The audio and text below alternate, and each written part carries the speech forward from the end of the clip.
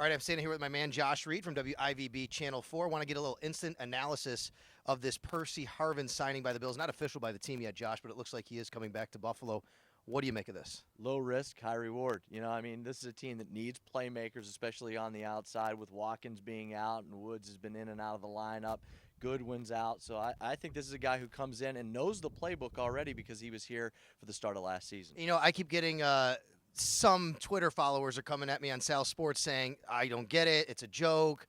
I say, what is the reward? What if he does get hurt? So what? You're basically back to where you were. This is pretty much a minimal risk as far as financials. I think it's a little over $1 million cap hit. You're not giving up any assets. So, yeah, I mean, it's going to cost you a roster spot. We'll see what that is. But what if he does get hurt? I don't think it really matters at this point. They're just back to where they were. Oh, exactly. Everybody wants Torrey Smith, and everybody wants that big-name wide receiver. Well, that's not going to happen. Let's face it. There's just too many things that you'd have to give up.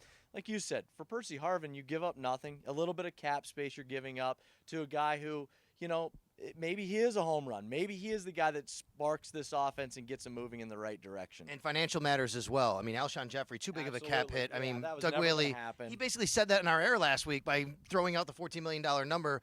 So you're not going to be able to afford that. You got to do something here to help out the wide receiver corps. By the way, there is a few hours before the trade deadline is over. Do you really expect anything to happen? I don't know what your thoughts are. Here's the thing. This isn't Major League Baseball. This isn't the NBA. There's not a lot of movers and shakers usually at the NFL trade deadline. We'll see, but I wouldn't expect any big ones. And real quick, we were just talking in the media room.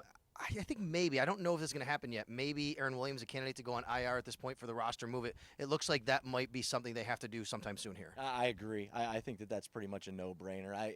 Rex has pretty much alluded to, you can kind of figure out the status of Aaron Williams, and I don't think it's they've said it's a long-term issue, so I think that makes sense. So that opens up another hole as well. If that happens, obviously safety, I think this team still has some moves to make. But Percy Harvin, look, I mean, it's low risk, high reward. I agree with what you say, and he's going to come into this offense. And here's the other thing. I'll make this last point too. What if you only get 3 or 4 games out of him and Sammy Watkins come back? Maybe that's all this move is for. Get him on the field for 3 or 4 games, bridge the gap. Bridge the gap, absolutely, because if you can get – and, hey, maybe it's for more than 3. Maybe all of a sudden Sammy does get healthy, Sammy comes back, and then all of a sudden you're starting to piece together an offense that we kind of hoped that we would see at the beginning of the year, this electric offense that just never happened because everybody was hurt. No doubt about it. All right, he's Josh Reed, WIVB Channel 4. Tune into him. You're on 6 o'clock, 11 o'clock. 5 o'clock, 6 o'clock, all night long. Yeah. All right, definitely. And, of course, right here on Twitter at Sal Sports and at WGR550.com.